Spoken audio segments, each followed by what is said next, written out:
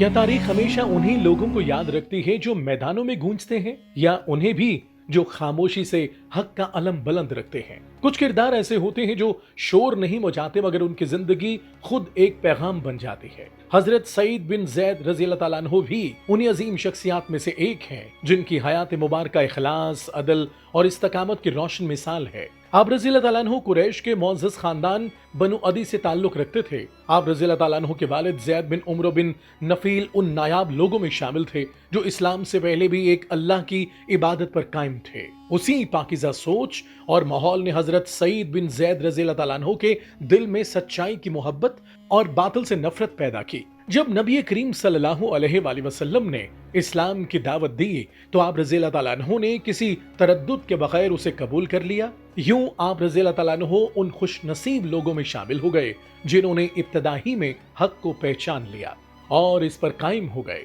मक्का का दौर आसान नहीं था। जुल्म, मुखालिफत और तरह तरह की आजमाइशें हर कदम पर मौजूद थीं, लेकिन हजरत सईद रज़ी अल्लाह ताला अन्हु ने न हिम्मत हारी, न अपने ईमान में कमजोरी आने दी। आप रज़ी अल्लाह ताला अन्हु की एहलिया हजरत फातिमा बिन्त खिताब रज़ी अल्लाह ताला अन्हु भी उसी इस्तकामत का पैकर थीं। यही वो घर था जहां हजरत उमर रज़ी अल्लाह ताला अन्हु के कबूल इस्लाम का अजीम वाक़या पेश आया, एक ऐसा लम्हा जिसने तारीख का रुख बदल दिया। ये बात वाज़ी होती है कि हजरत सईद रज़ी अल्लाह ताला अन्हु की जिंदगी सिर्फ इबादत तक महदूद नहीं थी, बल्कि वो एक ऐसे किरदार के मालिक थे जो मुआशरे की इस्लाह और दावत हक में भी सरगर्म थे। हिजरत के बाद मदीना मुनव्वरा में भी आप रज़ी अल्लाह ताला अन्हु ने दीन की खिदमत का सिलसिला जारी रखा। ग़ज़वा बदर में अगरचे आप रज़ी अल्लाह ताला अन्हु बराह रास्त शरीक न हो सके, क्योंकि आप रज़ी अल्लाह ताला अन्हु को एक अहम जिम्मेदारी सौंपी गई थी, लेकिन रसूल अल्लाह सल्लल्लाहु अलैहि वसल्लम ने आप रज़ी अल्लाह ताला अन्हु को बदर के मुजाहिदीन के बराबर अजर अता फरमाया। बाद में यरमुक और दीगर मार्कों में आप रज़ी अल्लाह ताला अन्हु की बहादुरी और अज़्म नुमाया रहा। आप रज़ी अल्लाह ताला अन्हु की शख्सियत का खास पहलू ये था कि वो कभी अपने कारनामों को नुमाया नहीं करते थे।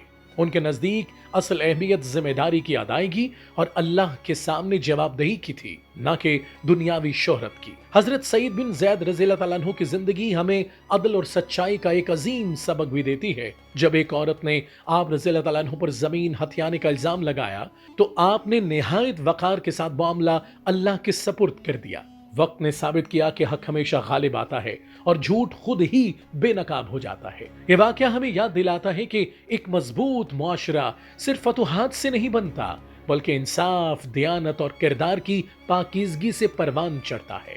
आज जब हम अपने इर्द गिर्द के हालात को देखते हैं तो महसूस होता है कि हमें ऐसे ही किरदारों की जरूरत है। हजरत सईद बिन जैद रज़ी अल्लाह ताला अन्हु की जिंदगी हमें सिखाती है कि खामोश खिदमत, उसूलों पर साबित कदमी और हर हाल में इंसाफ करना ही एक पायदार निजाम की बुनियाद है।